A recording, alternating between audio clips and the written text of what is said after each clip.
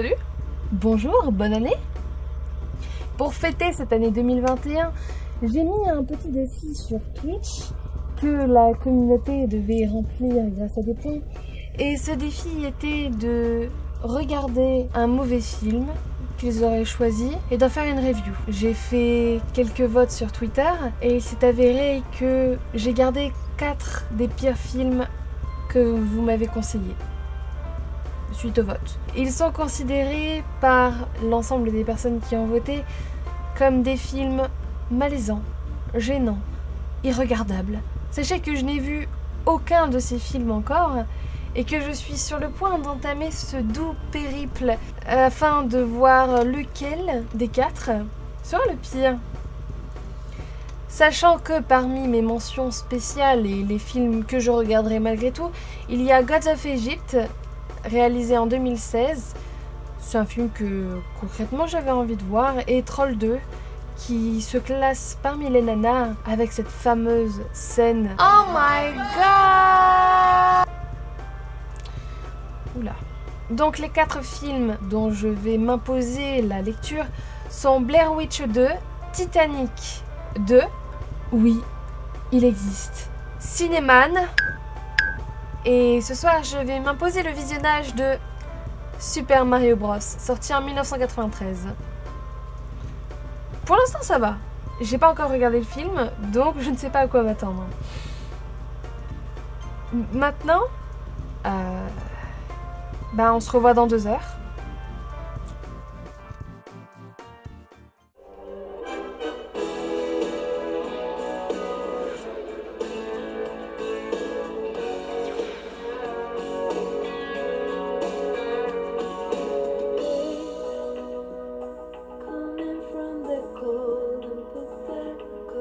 Alors voilà, j'ai vu Super Mario Bros 2 fois.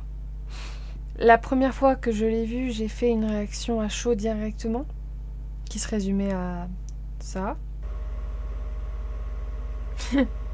C'est pas terrible. Il n'y a rien qui va. C'est gênant, c'est hyper gênant. La rencontre est très gênante. Je pensais pas que ce serait possible d'être aussi mauvais. Quel enfer, oh mon dieu. Oh, mais qu'est-ce que je peux dire sur cette merde? Non mais tout le film en fait est what the fuck. Il y a vraiment aucun sens. Oh mon dieu, non, il y a rien qui va dans ce film. What? Donc, à part dire c'est what the fuck, oh c'est vraiment gênant, c'est terrible. C'était pas très constructif et ce que je disais était pas tellement intéressant. J'ai pas réussi à bien structurer mes propos. Du coup, j'ai préféré, à tête reposée, avec un peu de recul, reconstruire la vidéo. C'est donc quelques jours plus tard que je reviens vers vous, cerveau reposé, traumatisme réglé, pour vous parler de Super Mario Bros, sorti en 1993. Super Mario Bros est l'adaptation en live-action du jeu vidéo du même nom développé par Nintendo, Mario. Dans les jeux vidéo, Mario est à la base charpentier et ce n'est qu'à partir des années 80 qu'il devient plombier. Et apparemment, son réel métier serait jardinier. Et ce dernier se bat contre les méchants Bowser et Donkey Kong pour libérer sa princesse Dulcinée de leurs griffes. Dans le film, Mario est un personnage secondaire et il n'y a ni Bowser, ni Donkey Kong, ni Peach. Qu'est-ce que le film raconte? Dans une ambiance glauque, pluie, luminosité sombre et plan de travers en contre-plongée, la mère de Daisy décide d'abandonner son bébé mi-dino, mi-humain avec une petite pierre devant une église où des nonnes l'accueillent sans trop se poser de questions d'ailleurs. Moi je verrai un œuf de cette taille, je ferai une omelette. La mère de Daisy rentre dans les égouts où elle fait une mauvaise rencontre. Elle se retrouve nez à nez avec Koopa qui lui demande où est la pierre. 20 ans plus tard, on se retrouve chez Mario et Luigi, son frère d'adoption, et ils sont clairement dans la dèche. Luigi a acheté un journal dans lequel on apprend la disparition de plusieurs femmes dans Brooklyn. D'ailleurs, comme tous les jeunes, Luigi porte des t-shirts yin et yang et sa casquette à l'envers. C'est connu. Nos deux héros sont appelés pour un travail sur un chantier, mais sont devancés par une grande entreprise dirigée par Monsieur Scapelli. Sur ce chantier archéologique, Monsieur Scapelli, avec un regard de gros pervers dégueulasse, essaye de déloger les étudiants menés par Daisy. Celle-ci a donc besoin d'appeler l'université afin qu'ils débloquent des fonds pour leur laisser des gardes du corps afin de protéger le site. Pendant ce temps, quelques rues plus loin, Mario et Luigi sont repartis dans leur camionnette mais tombent en panne, juste devant une cabine téléphonique. Qu'est-ce que c'est cocasse. Luigi se dirige vers la cabine téléphonique afin d'écouter ses messages pour savoir s'ils ont du boulot. En parallèle, on découvre deux mecs extrêmement chelous avec des coupes de cheveux qui veulent enlever Daisy, mais on montre bien qu'ils sont stupides. Luigi rencontre Daisy, celle-ci ayant besoin de la cabine téléphonique pour appeler l'université. Le hasard fait bien les choses, hein. Luigi reluque Daisy de façon ultra malsaine. Luigi propose à Daisy de la raccompagner en fourgonnette. Je ne vous explique pas en quoi cela est bizarre. Mais c'est au final grand frère Mario qui la pousse à accepter d'entrer dans sa fourgonnette. Il y a cette scène surréaliste pendant laquelle Mario et Luigi essayent d'être complices. Mario essaye de, pousser Luigi à inviter Daisy pour manger au soir, pour dîner au soir. J'aurais refusé, clairement. Daisy, je sais pas ce qui se passe dans sa tête, mais je crois qu'elle est aussi perchée que ces deux autres pour avoir accepté ça. Hein. À partir de là, tout devient surréaliste. Le repas est hyper malaisant avec ces blancs qui durent 3 ans. Ce resto qui a l'air très cher alors qu'on nous répète que les deux zigotos sont pochés. Et tous ces clichés sur l'Italie. En plus, Mario, il a une nana italienne qui s'appelle Daniela. Elle vient d'où cette nana-là? Peach, elle est où? Suite à ce dîner, c'est Daniela, la fille qui a été invitée par Mario, qui se fait enlever. Daisy emmène Luigi, un mec qu'elle a rencontré le jour même, dans des égouts. Si une personne m'invite dans des égouts, je cours et j'appelle les flics. Des hommes de Scapelli essayent de saboter le terrain pour que Daisy arrête ses fouilles. Luigi étant plombier, ça peut être facile pour lui d'arrêter ça, prend quand même le temps de rentrer chez lui, chercher Mario pour revenir aux égouts pour fermer tout ça. Daisy, ma chérie, ça aurait été plus vite pour toi d'appeler des pompiers. Ils réparent la fuite, mais se font assommer par les deux hommes de main de Koopa, les deux abrutis qu'on a vus plus tôt. Daisy se fait donc enlever et embarquer dans un monde parallèle. Luigi et Mario ont récupéré la pierre et décident de rentrer dans le monde. Je vous laisse quelques secondes de ces effets spéciaux magnifiques.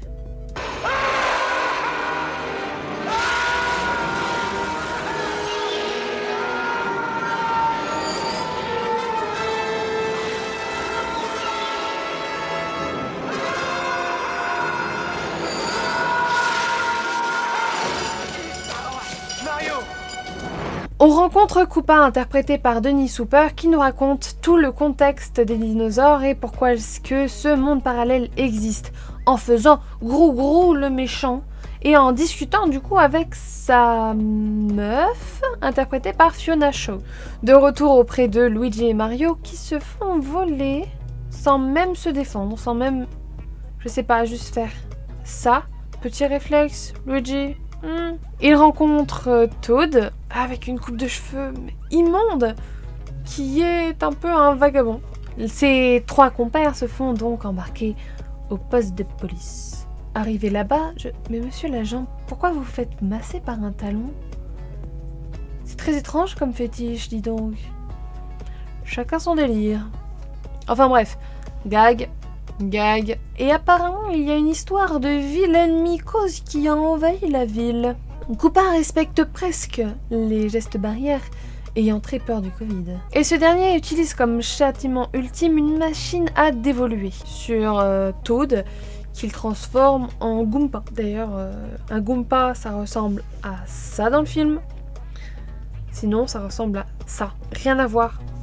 Bon, Luigi et Mario réussissent à s'enfuir car ce sont des grands bagarreurs. Il y a une course-poursuite intense avec des voitures de flics et quelques gags nuls par-ci par-là. Et ils sont sauvés par la mycose. Ah, sauvés par une mycose. Pendant environ 30 minutes où il se passe vraiment pas grand chose, on rencontre Yoshi, mais qu'est-ce qu'il est mignon!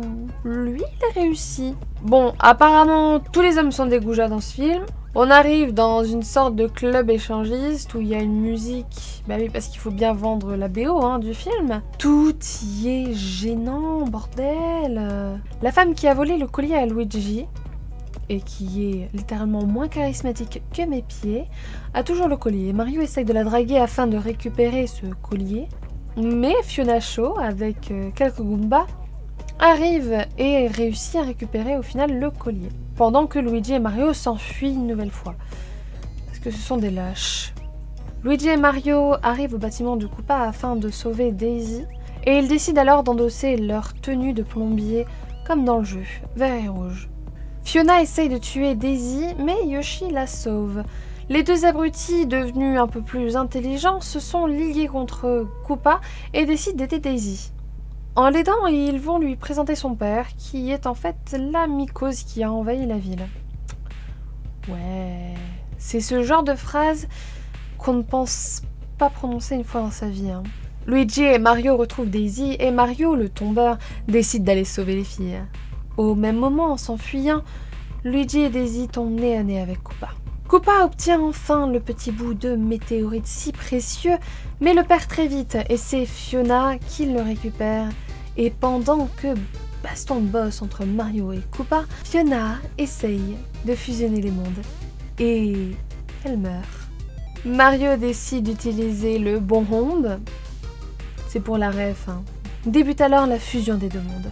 Mario et Koopa débarquent alors sur Terre.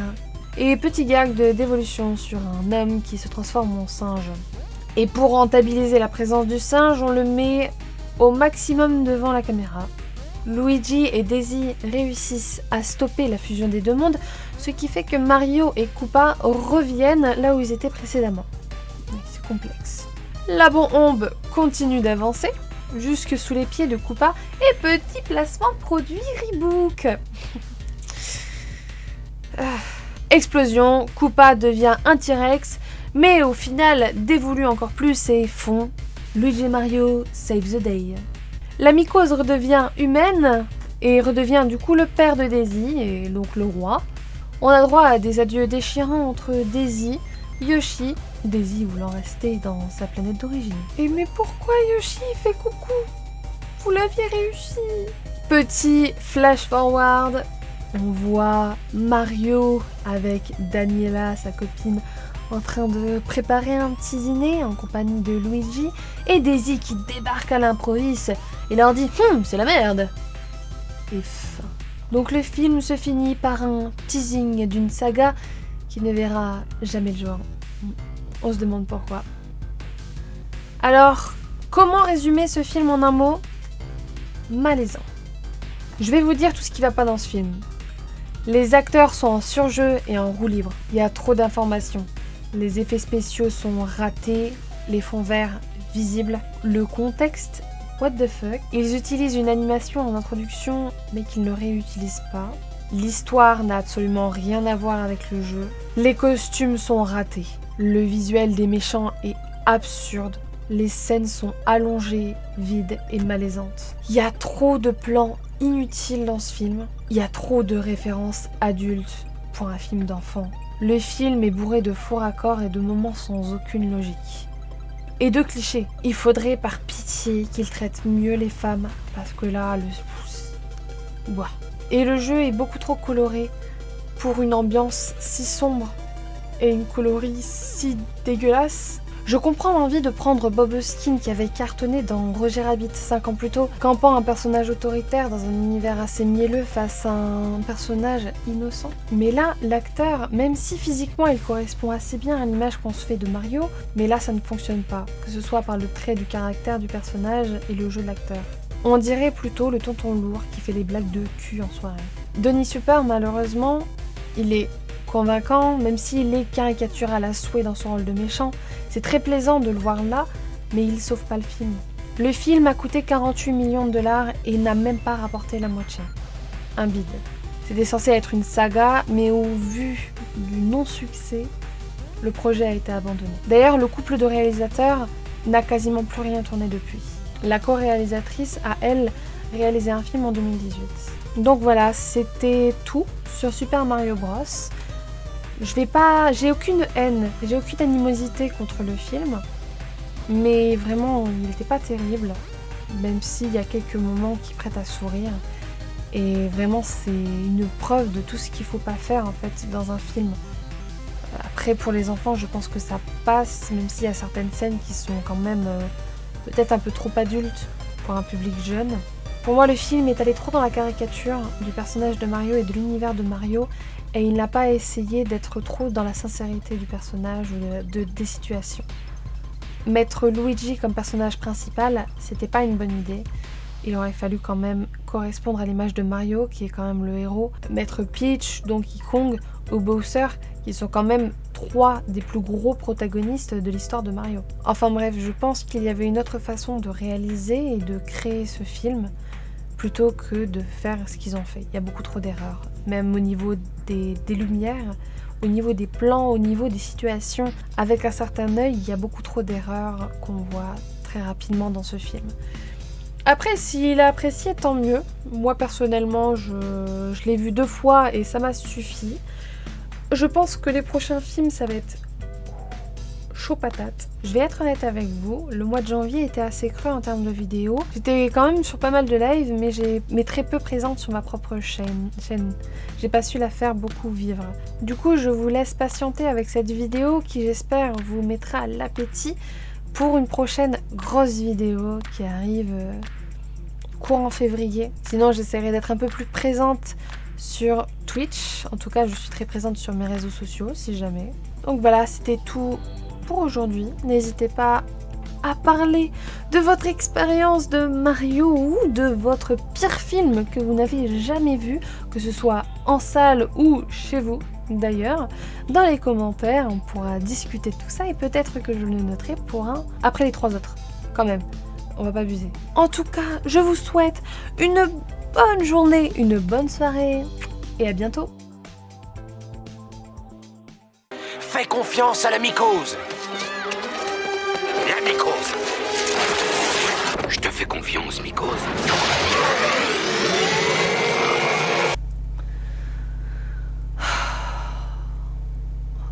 C'était terrible.